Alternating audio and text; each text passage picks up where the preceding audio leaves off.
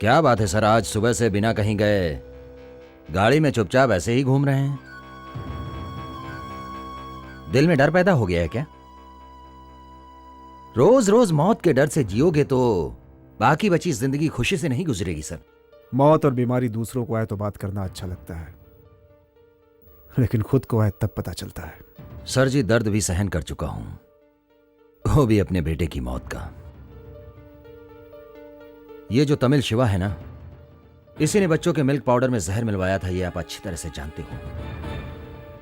उस जहरीले milk powder से जो बच्चे मारे गए थे उनमें से एक बच्चा मेरा भी था। सर, एक दिन मौत तो सबको आनी है, आज उनकी तो कल हमारी बारी है। श्रीमान तिरुवल्लुवर ने कहा है, जिंदगी के बारे में क्या कहा है जानते हैं सर? जो इंसान कल तक जिंदा था आज वो मरेगा, यही दुनिया का नियम है। कल तक दुनिया में जीने वाला इंसान आज दुनिया में नहीं है, यही सृष्टि का नियम है। बिल्कुल यही बात कही थी कामराज जी ने।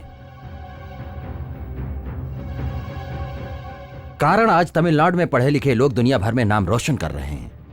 इसका पूरा श्रेय इसी महापुरुष को जाता है सर। फर्ज, इंसाफ और काबू, ये तीनों जरूरी है। ऐसी बातें कहने वाले हमारे महान अन्ना जी भी हैं।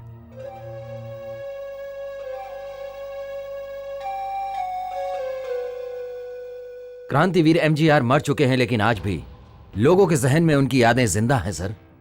हर वक्त लोगों को उनको याद रखना जरूरी है। उनके जैसा कोई नहीं, ऐसा दुनिया वालों को मानना चाहिए। इन पर आधारित फिल्में बननी चाहिए और गाने भी बनने चाहिए। वाकई में ऐसा ही होना चाहिए। जो इंसान दूसरों के लिए जीता है वही इस दुनिया में नाम कमाता है। ऐसे लोगों को हमेशा लोग दिलों में रखते हैं। ऐसा ही जीवन होना चाहिए। मुझे तो लगता है आप अगले इलेक्शन के बारे में ही सोचते रहते हैं। आप तो राजनेता हैं सर। दूसरी पीढ़ी के बारे में सोचने वाला सच्चा नेता होता है। आप राजनेता बनना चाहते हैं या फिर एक ईमानदार नेता बनकर अपना जीवन गुजारना चाहते हैं?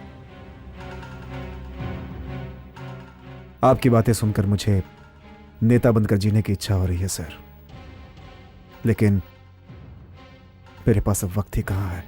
अरे ये काफी है सर, थोड़े दिन भी बहुत हो गए हैं। बड़ी से बड़ी आग लगाने के लिए एक तिल्ली ही काफी होती है। उस एक तिल्ली से अंधेरा दूर हो सकता है सर।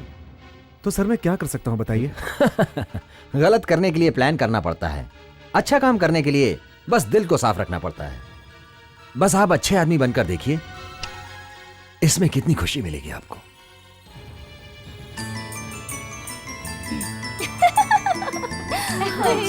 नमस्ते। तुम्हारा ध्यान तो उसी लड़के पर था ना? यार सीता चुप थी ना। अरे नहीं, ऐसा कुछ नहीं है। साथी जिंदाबाद, साथी जिंदाबाद, साथी जिंदाबाद, साथी जिंदाबाद, साथी जिंदाबाद। नमस्ते नमस्ते। जिंदाबाद। अरे चलो यार। नमस्ते। हाँ ठीक है हो गया। जिंदाबाद। चलो नमस्ते जिंदाबाद। नमस्ते नमस्ते नमस्ते नमस्ते। नमस्ते नमस्ते नमस्ते।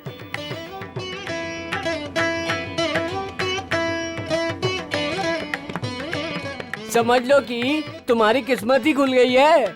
हमारा मिनिस्टर पार्थ सारथी तुम्हारी शादी में खुद आया है। तेरी मजाक करने की आदत सुनो, नहीं गई। सारथी आ गया है, तुम जाकर मनी काम को ले आओ। चाचा, आज मैं खुद बुलाकर लाता हूँ। आज मान लो कि मैं दूल्हे का दोस्त हूँ। तू बहुत लेट हो गई है।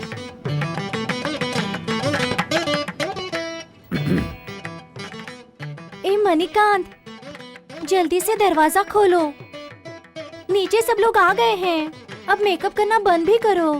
मैं बोल रही हूँ ना, तुम बहुत खूबसूरत हो। जल्दी से आकर मंगलसूत्र पहना दो। मणिकांत, मणिकांत, दरवाजा बंद करके अंदर क्या कर रहा है मणिकांत? मणिकांत, मणिकांत।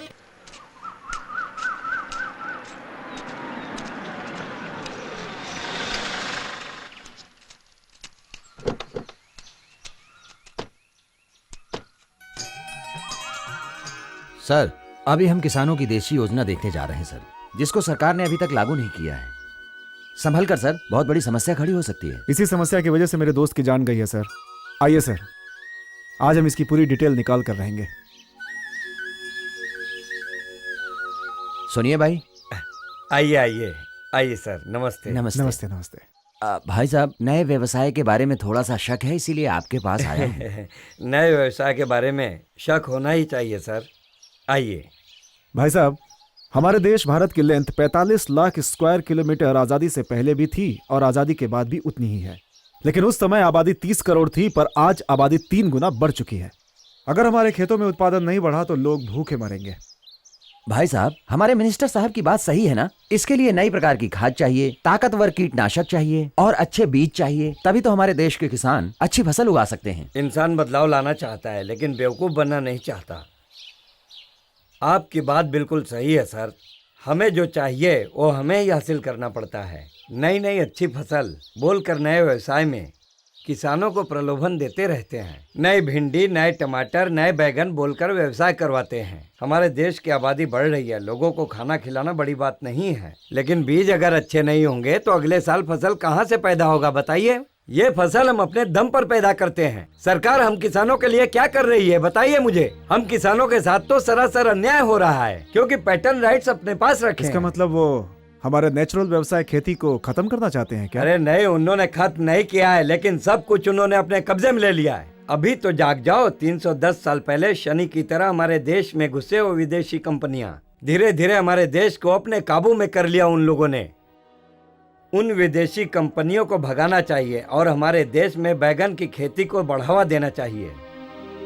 ज्यादा ताकतवर बीज को और खतरनाक केमिकल दवाई को इस देश में अनुमति नहीं देनी चाहिए। सरकार की अनुमति के कारण ही मणिकांत नाम के एक जवान किसान लड़के की मौत हो गई, जानते हैं? मंत्री जी, आप जैसे लोग ही इसे रोक सकते हो, नहीं तो ये सिलसिला जारी रहेगा। मेरा एक सिग्नेचर इतना बड़ा नुकसान पहुंचाएगा ऐसा मैंने कभी नहीं सोचा था। मुझसे गलती हुई है और इस गलती को सुधारूंगा भी मैं ही।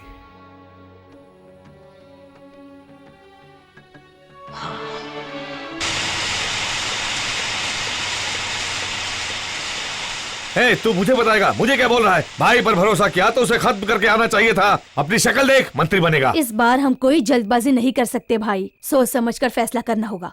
अभी सोचकर क्या फायदा? खुद के भाई पर भरोसा करना चाहिए। अभी उसने आप ही को फंसा दिया ना, आपके प्यारे भाई ने। कुछ भी बोलती रहती हो। बस करो, बस करो, बस कर बे। देखा आपने इसे? ये मुझे डायलॉग मार रहा है। मैं उसे खत्म कर दूंगा। क्या कर रहे हो भैया? मुझ पर नाराज होकर क्या फायदा? मुझे आपके सारथी की तरह ओवर एक्ट करना नहीं आता है। कल वो सबको ठेंगा दिखा देगा और हम सब जेल की हवा खाते रहेंगे। पहले उसे ठंडा करो। ठीक है, वो तो ठंडा हो जाएगा, लेकिन ये भी तो सोचो, उसको हथियार बनाने वाले वो सर्वेश IAS, उसका क्या करेंगे? ये सब करने की जरूरत नहीं है। हम जीके से बात करके उसे मंत्री पद से हटा देंगे, फिर वो अपने आप ठंडा हो जाएगा। चलो वो तो ठंडा हो जाएगा, लेकिन उसको हथियार बनाने वाले सर्वेश्वर IAS का क्या करेंगे बताइए? सर्वेश्वरन का हम ट्रांसफर करवा देंगे, समझ गए? जी के इसके लिए मानेगा क्या? नहीं मानेगा तो गठबंधन करके सरकार गिरा देंगे। सरकार गिराकर? हाँ भैया, सरकार गिरा देंगे तो लोग और प्रेस वाले ये सारी बात अपने आप भूल जाएंगे। ठीक है, आप जाकर जीके से हाँ। बात कीजिए। मैं इस मंत्री को दिखाता हूँ कि खून कैसे निकलता है।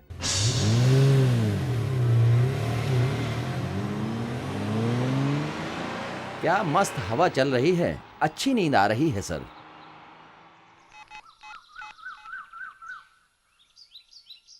हेलो, कलेक्टर सर्वेश साहब हैं क्या? ये क्या आवाज सुनाई दे रही है? श्रीमती सर्वेश जी बोल रही हैं। मैंने इसलिए फोन किया है कि शिवा से लड़ने वाला कोई भी चैन की नींद नहीं सो सकेगा। मेरे खिलाफ सबूत इकट्ठा करके सर्वेश साहब सेलम से चेन्नई गाड़ी में जा रहे हैं। अच्छा छोड़िए ये सब, कल सुबह टीवी में न्यूज देखना नहीं भूलिएगा, तभी पता चलेगा कि मुझसे टक्कर लेने का अंजाम क्या होता है।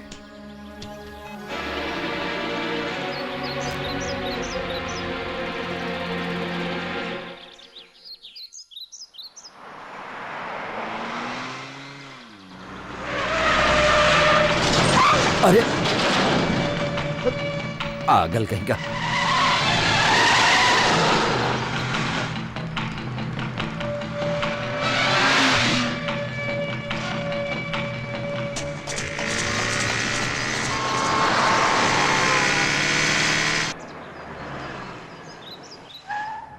और ए सुनो, ए डॉक्टर, डॉक्टर इधर सुनो। वो डॉक्टर क्या कहा हमारे भाई से बताओ।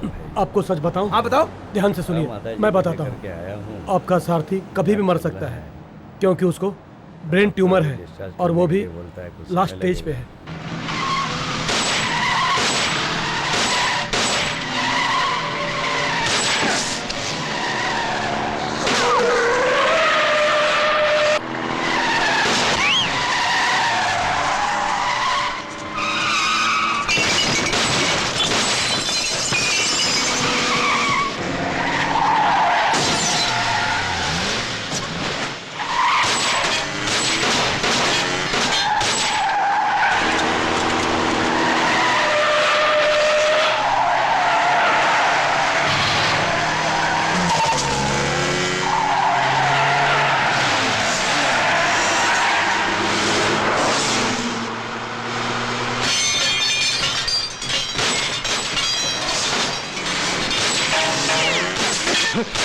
Oh!